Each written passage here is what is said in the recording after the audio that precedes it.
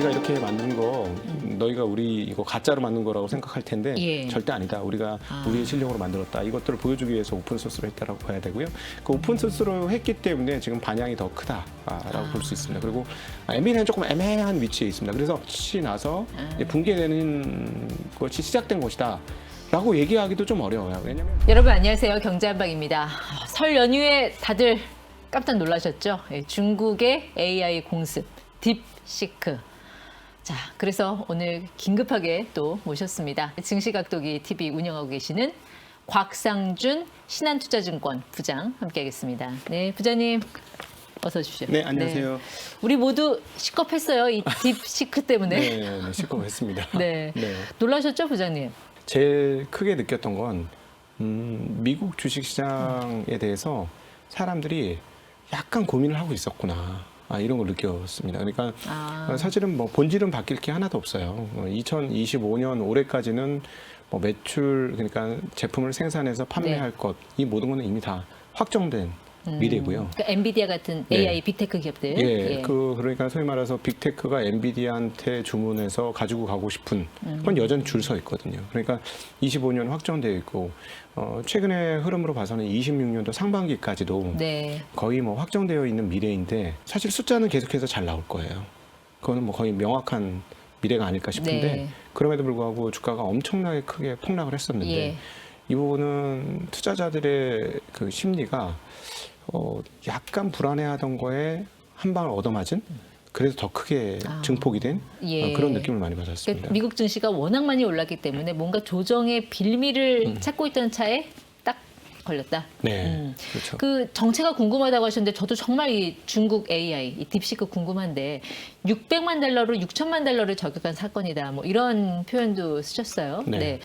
그래서 여기에 대해서 이제 논란이 많지 않습니까? 특별히 이제 일론 머스크 같은 경우는 아주 적극적으로 아니다라고 부인을 하고 나섰는데 그 모 회사가 과거에 H100이라는 지금 사용했다는 것보다 조금 더 고사양이자 조금 더 네. 비싼 그 AI 가속기를 꽤나 많이 가지고 있다는 이야기가 있었습니다. 네. 그렇기 때문에 분명히 지금 밝혔던 내용보다는 훨씬 더 고사양의 AI 가속기가 있었을 거고 만약 그렇다면 600만 달러는 말이 안 될 거다 이렇게 볼 수 있겠고 두 번째는 어디서부터 시작했느냐는 거죠. 그러니까 예를 들어서 지금 소위 말하는 뭐 메타라든가 그다음에 마이크로소프트라든가 그다음 오픈 AI라든가 등등등은 쉽게 얘기하면 자기네가 이 도로 까는 것부터 시작해서 네. 차 움직이는 것까지 다 하고 있는 거잖아요. 그렇죠. 그래서 지금 역분해를 하기 시작합니다. 우리가 뭐 신규 자동차가 나오면 자동차 회사들이 그 자동차를 사서 완전 분해해가지고 그 자동차의 성능이나 가지고 있는 특장점들을 분석하지 않습니까? 네. 그런 식으로 지금 이 딥시크에 대한 역분해가 시작이 되었는데 아마 조만간에 이게 왜 이렇게 나왔는지에 대한 보다 전문가들의 구체적인 언급들이 나오지 네. 않겠나 싶습니다. 그때가 되면 이제 금액에 대한 그쵸. 것들 그것도 조금 더 구체화되지 않을까 싶습니다. 그 비용이 80억대가 사실이라면 이건 AI계의 태무 아닙니까 거의? 네, 맞습니다. 만약에 그렇게 된다면 이게 이제 두 가지가 있죠. 첫 번째는 이것들을 만드는 하드웨어에 대한 인식에 이제 문제가 생길 거고, 그다음 또 하나는 뭐냐면 일반적인 기업들이 소프트웨어 하는 기업들이 너무나 큰 그 성벽이 있기 때문에 우리는 네. 저기에 도달할 수 없어라고 생각했다가 생각이 바뀌겠죠.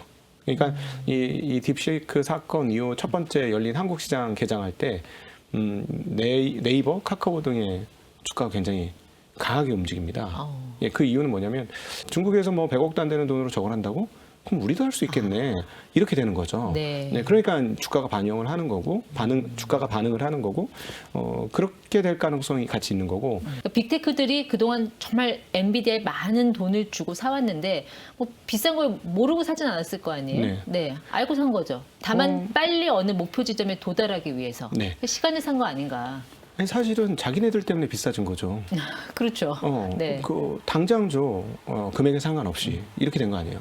예를 들자면 옛날의 산업 구조 같으면 시간을 넉넉히 기다려줄 수 있으면 지금 이 비용으로 우리가 이러한 AI 가속기를 만들 수 있는데 사실 거예요. 이러면 우리 너무 비싸서 못 사요. 이렇게 될 거고 그러면 좀 기다려주세요. 이 기반 기술들이 자리를 잡고 설비 증설이 이루어지면 단가를 상당히 싸게 해서 드릴 수 있어요. 네. 뭐 이렇게 됐겠죠. 그렇죠. 근데 지금 상황은 뭐냐면 가격 불문 빨리 주세요. 였던 거예요. 이게 경쟁이 붙었지 않습니까? 빅테크들끼리. 네. 제가 생각하는 빅테크들의 특성은 우리가 그동안 가졌던 산업 사회에서의 개념과 이들의 개념이 조금 다르다는 걸 좀 이해할 필요가 있을 것 같아요. 우리 같은 경우는 대체적으로 이제 제조업 중심의 문화를 가지고 있다 보니까 단위당 단가가 얼마야. 네. 그리고 단위당 단가를 얼마나 싸게 만들 수 있어. 이게 우리의 파워였어요. 근데 그 친구들은 어차피 팔 사람은 정해져 있습니다. 이미 예를 들어 스마트폰을 쓰면서 거기에 있는 소프트웨어 쓰는 사람들은 이미 정해져 있죠. 그러니까 이 친구들 입장에서는 뭐가 급하냐면 남들보다 좋은 서비스를 먼저 만드는 게 중요한 거예요. 그러면 이 통로는 이미 다 정해져 있지 않습니까? 네. 팔 사람은 이미 정해져 있기 때문에 먼저만 하면 내 손님들을 그대로 끌고 갈 뿐만 아니라 저쪽에 있는 손님들까지도 내 손님을 만들 수 있죠. 그러니까 이 빅테크들에 대해서 이해할 때 저는 이 지점을 꼭 기억하셔야 될 것 같은데 이들한테는 시간이 돈이다. 그렇죠. 예. 이 LMM 하려고 사실 생성형 AI에 그렇게 목매는 거 아니잖아요. 궁극적으로는 우리가 로봇을 바라보고 있으니까 오히려 다음 단계의 디바이스까지 속도가 더 가속화되지 않을까요? 네네. 저도 동감을 합니다. 그러니까 지금 LLM 모델로 많은 분들이 뭐 제미나이라든가 오픈 AI라든가 퍼플렉서티라든가 이런 거 이제 쓰시는 분이 점차 많아질 거예요. 신기하고 신통하게도 대답 참 잘하죠.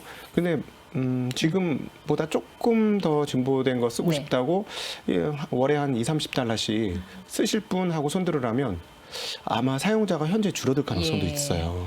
그러니까 이 LLM 모델만으로 모든 사람이 쓰게 해서 엄청난 돈을 번다? 자, 다시 뒤집어서 보죠. 여러분이 LLM을 쓰기 위해서 스마트폰을 쓰십니까? 스마트폰을 쓰다 보니까 LLM을 쓰십니까? 이 질문을 드리고 싶은 거예요.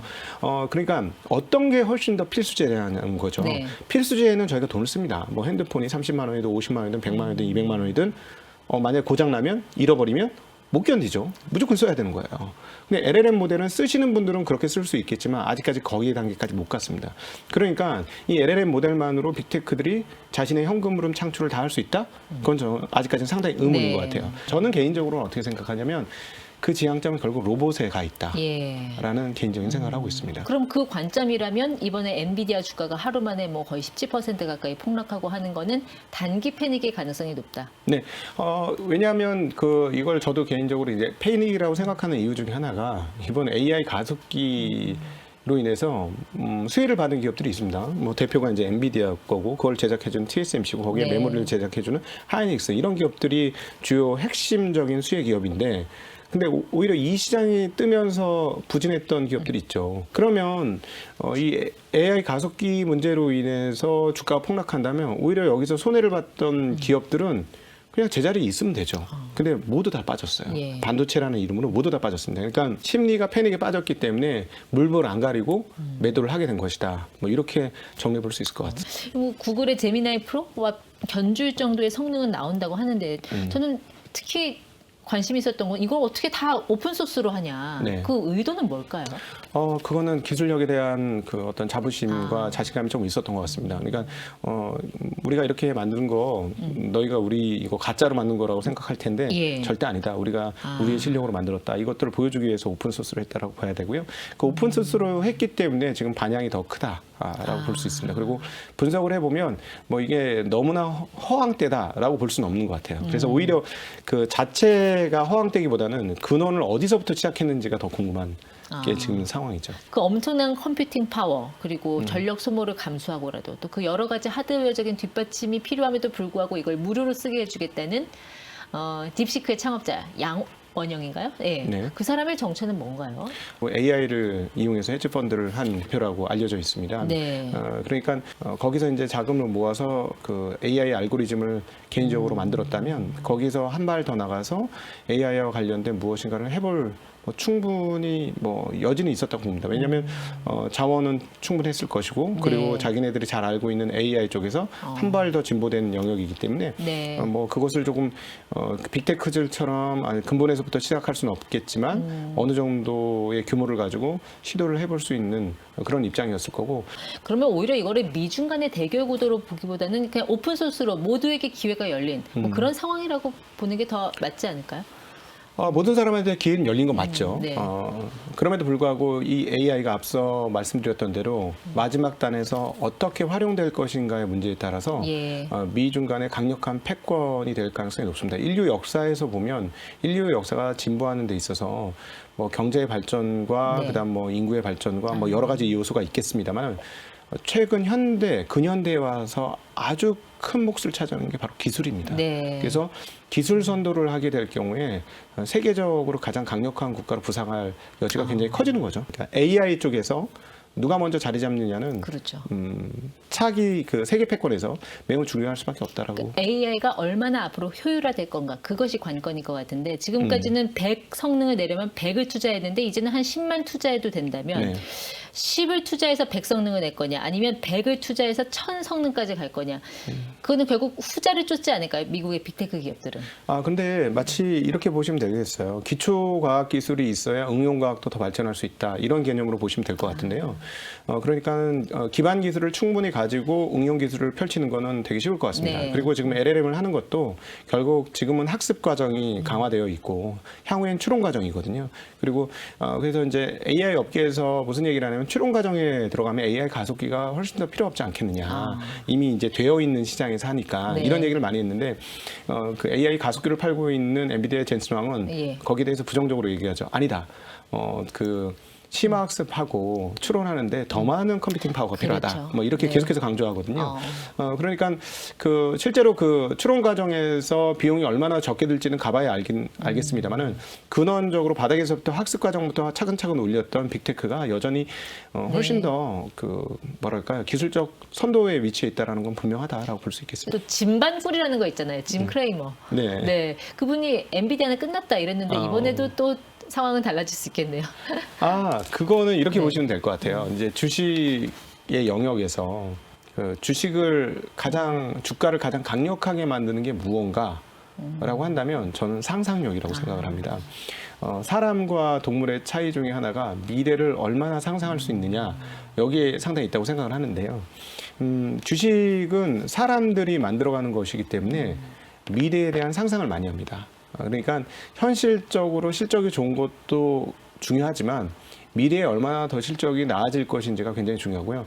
여기에 이제 대표적으로 수혜를 잇고 있는 회사가 테슬라죠. 네. 테슬라는 앞으로 뭐 로봇도 만들 거고 자율주행 자동차도 만들 거고 로봇 택시도 만들 거고 뭐 할 게 많지 않습니까? 그러다 보니까 이 기업이 실질적인 숫자로 찍히는 실적에 비해서 주가가 높은 이유가 미래에 대한 꿈을 꿀 수 있게 만들어주기 때문이에요. 반면에 엔비디아는 실적 증가폭이 굉장히 큽니다. 최근에 이제 이 쇼크로 인해서 엔비디아가 많이 떨어졌잖아요. 그렇죠. 그래서 네. 지금 이 가격에서 엔비디아 가격은 버블이야라고 얘기하기는 조금 애매해요. 근데 이제 앞서 우리가 여러 가지 얘기를 했습니다만은 진입 장벽이 낮아져서 여기저기 막 이 AI 하겠다고 뛰어들게 된다면 네. 지금은 소수 빅테크들이 어마무시하게 비싼 칩을 어마무시한 돈을 써가면서 하고 있지만 만약에 이게 진입 장벽이 낮아질 경우에는 수많은 사람들이 잘잘하게 많이 할 수도 있어요. 예. 그러면 엔비디아의 실적이 마진율은 떨어질 수 있을지 모르겠습니다만 총 매출과 총 이익 규모가 그렇게 많이 떨어질 건가? 거기에 대해서는 조금 의문입니다. 그래서 이거는 좀 지켜봐야 돼요. 침투 속도는 빨라질 것 같은데 과도한 반영은 되돌리지 않을까요? 그러니까 네. 제가 말씀드리고 싶은 게 일부 앞서 이제 브로드컴이라든가 마벨 같은 경우는 뭐 그 향후에 주문형 반도체 이런 것들이 더 커질 것이라는 예상으로 주가가 굉장히 많이 올랐었습니다. 반면에 엔비디아는 이번 딥식에서도 나왔습니다만 다른 사람 칩을 쓴 게 아니라 엔비디아 칩을 썼거든요. 그러니까 그냥 그 어떤 주문형 반도체를 쓰는 게 아니라 엔비디아가 만든 GPU 가속기를 쓰는 거예요. 그러니까 그런 측면에서 보면 엔비디아의 실적치라는 거는 지금은 별로 수익이 별로 없지만 네. 앞으로 엄청나게 될 거야. 예. 이 측면이 아니고 매출과 이익은 꾸준히 증가하고 있는데 약간 비싸. 이런 측면이었어요. 그런데 이제 이게 그러면 단순히 줄어들 거냐? 제가 보기엔 26년까지는 안 줄어들 것 같고 네. 그 이후에는 상황 전개를 봐야 되겠습니다. 예. 지금 현재 엔비디아 같은 경우는 연말에 실적을 환산했을 때 제가 계산해 본 바로는 현재 주가는 대략 어느 정도 수준이냐면 약 한 33 이익 대비 네. 주당 이익 대비 33에서 37배 정도 사이쯤 됩니다. 그러면 미국의 지금 평균이 20배, 4배 정도 돼요. 미국 기업들의 이익 대비 주가 수준이 네. 그러면 이게 엄청나게 비싼 거냐 이렇게 본다면 꼭 그렇게도 얘기하기는 좀 어려운 거예요. 그래서 엔비디아는 조금 애매한 위치에 있습니다. 그래서 하드웨어 주식들이 좋지는 않을 수 있습니다만 왜냐하면 기대가 꺾였기 때문에 네. 그렇다고 무조건 이게 여기서 끝이 나서 이제 붕괴되는 것이 시작된 것이다 라고 얘기하기도 좀 어려워요. 왜냐하면 실적 발표를 해보면 실적 괜찮네? 그렇겠죠. 이 얘기를 아마도 앞으로 한 서너 분기 계속 할 거기 때문에. 네. 예. 근데 중국의 그 보법이 참 흥미롭기는 해요. 근데 트럼프가 스타게이트 프로젝트라는 거 이제 발표하면서 엄청나게 천문학적인 돈을 AI 투자하겠다라고 발표한 그 시점에서 이 중국 딥시크가 나왔다라는 얘기잖아요. 그래서 일각에서는 미국에 있는 중국인들과 중국에 있는 중국 개발자들 간의 경쟁이다. 뭐 이렇게도 보더라고요. 이런 AI 경쟁을. 뭐 잘 아시겠습니다만 뭐 어디를 가도 중국인이 없는 곳이 없거든요. 네, 그러니까 그리고 또 이쪽 AI 쪽에서는 아시아권이 워낙 강세이기 때문에 네. 뭐 그거는 뭐 충분히 현실적으로 그렇게 될 수 있을 것 같습니다. 공산국가 또 특성상 일주일 한 24시간 일한다는 그런 마인드도 있고 또 노동력 이게 비한 그 비용도 굉장히 우리보다 낮잖아요. 네. 이런 걸 감안하면 앞으로 AI 기술 면에서 훨씬 이 중국의 추격세는 빨라지지 않을까. 네, 충분히 그럴 것 같습니다. 아마 핵심 기술자들의 연봉은 미국이나 중국이나 큰 차이는 없을 수도 있을 것 같아요. 대신에 제가 생각하는 거는 핵심 기술자는 그럴지라도 부대 기술자들이 있지 않습니까? 예, 그쪽은 임금 차이가 굉장히 격차가 클 것으로 보고 있습니다. 네. 미국은 생활비도 많이 들기 때문에 그런 기술자들이 받는 연봉을 한국에서 받는다면 아마 고소득자 중에 고소득자가 되지 않을까 싶은데요. 네. 뭐 그 정도 받아봐야 미국에서는 일반적인 수준이니까 만약에 이제 중국으로 환원해서 생각을 해본다면 미국에서 쓰는 비용보다는 훨씬 더 낮은 비용으로 인력을 네. 많이 사용할 수 있다는 측면에서 보면 아무래도 뭐 생산성은 잘 나올 수 있겠다. 네. 근데 이제 결국은 핵심 기술이죠. 핵심 기술자를 얼마나 가지고 있느냐가 핵인 것 같습니다. 네. 이번 일을 겪으면서 엔비디아 주식 갖고 계신 이런 서학개미 분들은 좀 걱정이 많으신 것 같아요. 엔비디아 전망에 대해서. 근데 부장님 설명을 들어보니까 서비스를 위한 추론 그리고 이를 위한 어떤 대규모 데이터 센터 운영에는 여전히 고성능의 엔비디아 GPU가 필요할 것이고 앞으로도 그 전망은 밝다. 일단은 그렇게 본다고 좀 정리를 해보면 될까요? 네, 26년까지는 최소한 그렇습니다. 근데 저는 언제나 뭐 생각하는 거는 사실 3년 후의 세상은 알 수 없다. 너무나 빨리 변하기 때문에.